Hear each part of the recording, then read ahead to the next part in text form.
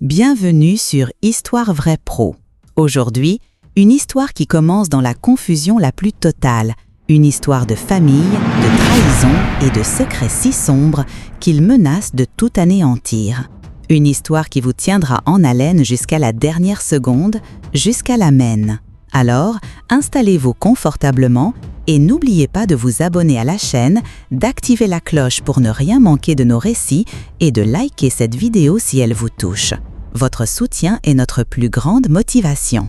L'histoire que je vais vous raconter aujourd'hui a initialement, les sources dépeignent une situation confuse où Adeline se retrouve dans le lit de Jason, le copain de sa sœur Brenda, sans se souvenir comment elle y est arrivée, ne se rappelant qu'avoir bu un verre de vin offert par Bernard. Le réveil est brutal pour Adeline. Une migraine lancinante lui martèle les tempes. Sa bouche est pâteuse. Elle ouvre péniblement les yeux, la lumière du jour l'agresse. Mais ce n'est pas la lumière qui la fige, ni même la douleur. C'est le décor. Ce n'est pas sa chambre. Les murs sont d'un bleu différent, les posters au mur ne sont pas les siens. Paniquée, elle se redresse d'un coup, le drap glissant sur ses épaules nues. Et là, à côté d'elle, endormi, le souffle régulier, c'est Jason. Jason, le petit ami de sa propre sœur, Brenda. Un cri muet s'étrangle dans sa gorge. Comment? Pourquoi? Son esprit est un trou noir. Elle se souvient d'hier soir, vaguement. Une petite fête improvisée chez eux. Bernard, un ami de la famille, était là. Il lui avait offert un verre de vin. Un seul verre. Elle n'est pas une grande buveuse. Après ça, le néant. Un blackout total. Et maintenant, cette horreur, nue dans le lit de l'homme de sa sœur. La porte de la chambre s'ouvre à la volée, révélant Brenda, le visage défait, les yeux rougis de larmes et de rage. Le plateau qu'elle tenait, avec 2 tasses de café, s'écrase au sol dans un fracas de porcelaine brisée. Son regard passe d'Adeline, hébétée, à Jason qui se réveille en sursaut, puis revient, accusateur, vers sa sœur. « Alors c'est ça ?» hurle Brenda, sa voix tremblante de fureur contenue. « C'est comme ça que tu me remercies? Je vous ai vu hier soir, ne fais pas l'innocente. Vous étiez bras dessus, bras dessous, tu lui tenais la main comme un amant. Et maintenant, je vous retrouve là !» Adeline, grelottante malgré la chaleur étouffante de la pièce, tente de se couvrir. « Brenda, je te jure, je ne sais pas, je ne me souviens de rien. » Sa voix n'est qu'un murmure brisé. Elle regarde Jason implorante, mais il semble aussi perdu qu'elle, le visage marqué par l'incompréhension. « Tu ne te souviens de rien ?» ricane Brenda amère. « C'est un peu facile, non? Explique-moi comment tu as atterri dans son lit alors. Explique-moi !» Adeline pleure, secouant la tête. « Je ne sais pas, Bernard m'a donné un verre de vin, et après, plus rien. Je te le jure sur ce que j'ai de plus cher, Brenda. Je n'ai rien fait, je ne comprends pas. » Mais ses mots se perdent dans le torrent d'accusations de sa sœur. La confiance est brisée, le verre est dans le fruit. Cette nuit-là, cette nuit dont Adeline n'a aucun souvenir tangible, va devenir le catalyseur d'un drame bien plus vaste et bien plus terrifiant. 2 mois. 2 mois se sont écoulés depuis cette matinée cauchemardesque. 2 mois de silence glacial avec Brenda, de regards accusateurs, de non-dits pesants. Adeline a tenté de reconstituer le puzzle de cette soirée en vain.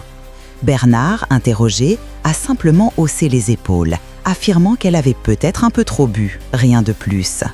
Jason, lui, est resté évasif, affirmant ne pas se souvenir clairement non plus, mais visiblement mal à l'aise.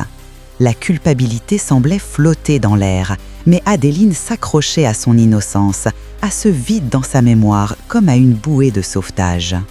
Mais l'univers, parfois, a une façon cruelle de rappeler les événements à notre bon souvenir, ou plutôt leurs conséquences. Un retard, puis un autre. Des nausées matinales qu'elle met d'abord sur le compte du stress, de l'angoisse qui la ronge. Jusqu'à ce test, ce maudit test de grossesse, avec ses 2 barres roses implacables. Enceinte, le mot résonne dans sa tête comme un coup de tonnerre. Engrossée, comme on dirait crûment. Et elle sait, au fond d'elle, malgré le blackout, malgré le déni, elle sait intimement que cette grossesse est la conséquence directe de cette nuit maudite. La nouvelle, lorsqu'elle finit par éclater aux oreilles de son père, transforme la maison, déjà tendue, en un véritable enfer. « Une folie !» hurle-t-il, le visage congestionné. « Ça fait 2 mois que cette folie dure, 2 mois que cette maison est invivable à cause de tes cachotteries, de tes messes basses. Dis la vérité, Adeline. Dis-lui à ton garnement de garçon, à Jason, de faire face à ses responsabilités. Il doit prendre soin de toi jusqu'à l'accouchement, tu m'entends ?» Les mots sont comme des coups de fouet. Adeline, déjà anéantie par la nouvelle de sa grossesse non désirée, se sent encore plus brisée. Elle n'a jamais voulu être mère, du moins pas maintenant, pas comme ça. La peur et la tristesse la submergent. Elle se sent prise au piège, un fardeau pour tout le monde. Son père, intraitable, ne lui laisse aucun répit. Il l'empoigne par le bras et la traîne littéralement hors de la maison, la poussant dans la voiture. Direction chez Jason. Devant la porte du jeune homme, encore ensommeillé et visiblement surpris de les voir débarquer ainsi, le père d'Adeline ne prend pas de gants. « C'est toi », lance-t-il, le doigt pointé sur Jason. « C'est toi le père de l'enfant que ma fille porte. Assume !» Jason est sidéré. Il blêmit, regarde Adeline, puis son père, puis de nouveau Adeline, comme s'il cherchait une réponse dans ses yeux embués de larmes. « Mais quoi, un enfant ? J'avais pas prévu ça, balbutie-t-il, passant une main nerveuse dans ses cheveux. Qu'est-ce que vous attendez de moi? De l'argent? Que je m'occupe d'elle? Je ne sais pas ce que je suis censé faire. » La réponse du père est cinglante, définitive. « Tu vas assumer, mon garçon. Cet enfant a besoin d'un père, et ce père, c'est toi. » Puis, se tournant vers Adeline, avec une froideur qui glace le sang, « Quant à toi, tu restes ici. C'est ton colis maintenant, Jason. Je n'en veux plus chez moi. Débrouillez-vous. » Et il tourne les talons, laissant Adeline anéantie sur le paillasson de Jason, avec pour seul bagage le poids de cette grossesse et le sentiment d'avoir été rejetée par sa propre famille. La vie sous le même toit que Jason est étrange, pétrie de silences gênés et de questions sans réponse. Adeline se sent comme une intruse, un fardeau. Elle pleure souvent, la nuit, en silence, terrorisée par cet avenir incertain, par ce corps qui change contre son gré. Bernard, l'ami de la famille, celui qui lui avait servi ce fameux verre de vin, vient parfois prendre de ses nouvelles. Il semble sceptique. « Tu es sûr que c'est Jason ?» lui demande-t-il un jour, à voix basse, presque conspiratrice. « Franchement, Adeline, cette nuit-là, ça aurait pu être n'importe qui. Tu étais tellement ailleurs. Et puis, tu ne peux pas garder cet enfant. Tu ne peux pas supporter ces charges-là. Tu es trop jeune, trop fragile. » Les mots de Bernard, au lieu de la soulager, la blessent profondément. Il sème le doute, oui, mais il ravive aussi sa colère. « Mais enfin, Bernard, de quoi tu te mêles ?» rétorque-t-elle, la voix tremblante. « Bien sûr que c'est Jason, tu essayes de me perturber, c'est ça. Je suis coincée, d'accord? Je suis un fardeau, je le sais, mais c'est comme ça. » Elle s'accroche à la culpabilité de Jason comme à une certitude, la seule qui lui reste dans ce chaos. Peut-être parce que l'alternative, l'inconnu total, est encore plus terrifiante. Et puis, contre toute attente, quelque chose change chez Jason. Peut-être est-ce la vue du ventre d'Adeline qui s'arrondit doucement, peut-être est-ce le poids de la responsabilité qui finit par s'ancrer en lui, ou peut-être simplement une forme de résignation ou même d'acceptation. Il commence à se montrer plus solidaire, plus présent. Un soir, il lui parle du sexe de l'enfant. « Tu préférerais une fille ou un garçon ?» demande-t-il, presque timidement. Ils évoquent des prénoms, esquissent des plans pour l'arrivée du bébé. Un jour, il rentre avec des prospectus pour des poussettes et des lits d'enfants. Il lui confie même sa carte bancaire. « Achète ce dont tu as besoin pour le petit ou la petite », dit-il avec un sourire maladroit. « Je serai toujours là pour toi, Adeline, pour vous deux. » Ces mots, ces gestes sont comme un baume sur les plaies d'Adeline. Une lueur d'espoir fragile commence à poindre dans son cœur. Peut-être que tout n'est pas perdu. Peut-être qu'ils peuvent construire quelque chose malgré tout. Peut-être que ce bébé, initialement non désiré, pourrait devenir source de joie. Mais le destin, décidément cruel, en a décidé autrement. La nouvelle tombe comme un coup près, quelques semaines plus tard, apportée par une Brenda au visage grave, qui, malgré leur brouille, n'a jamais complètement coupé les ponts. « Adeline, ta sœur a perdu le bébé. » Les mots sont simples, terribles. La petite lueur d'espoir s'éteint brutalement, laissant Adeline dans une obscurité encore plus profonde. Le chagrin est immense, dévastateur. Tout ça pour ça. Cette douleur, cette honte, ces accusations, ces sacrifices, pour rien. Jason est là, maladroit, mais sincère dans son soutien. Mais Adeline se sent vide, brisée en 1000 morceaux. La perte du bébé, aussi tragique soit-elle, aurait pu clore ce chapitre douloureux de leur vie. Mais la vérité, tapie dans l'ombre depuis des mois, attendait son heure pour éclater, et elle allait se révéler bien plus monstrueuse que tout ce qu'ils avaient pu imaginer. C'est Brenda qui, par un concours de circonstances presque anodin, va mettre le doigt sur l'indicible. Leur père avait récemment installé des caméras de vidéosurveillance dans la maison, soi-disant pour des raisons de sécurité. Brenda, cherchant à vérifier quelque chose concernant un oubli, décide de consulter les enregistrements de la fameuse nuit, la nuit où tout a basculé. Elle s'attend à y voir des bribes de la soirée, peut-être Adeline un peu éméchée, Jason proche d'elle, mais ce qu'elle découvre la fige sur place, le souffle coupé, le sang glacé dans ses veines. Les images sont floues par moments, mais suffisamment claires pour ne laisser place à aucun doute. On y voit Adeline, visiblement désorientée, presque inconsciente, titubant légèrement. Et puis, une silhouette s'approche d'elle, une silhouette qu'elle connaît trop bien.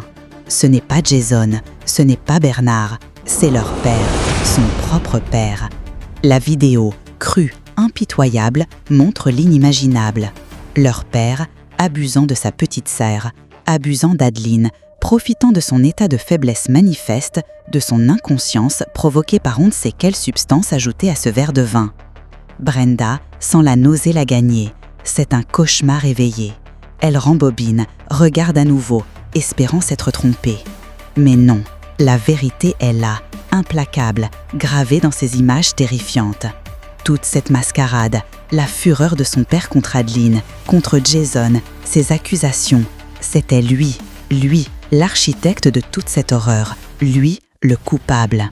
Tremblante de rage et de dégoût, elle attend le retour de son père. Dès qu'il franchit la porte, elle le confronte, l'ordinateur portable ouvert sur la séquence maudite.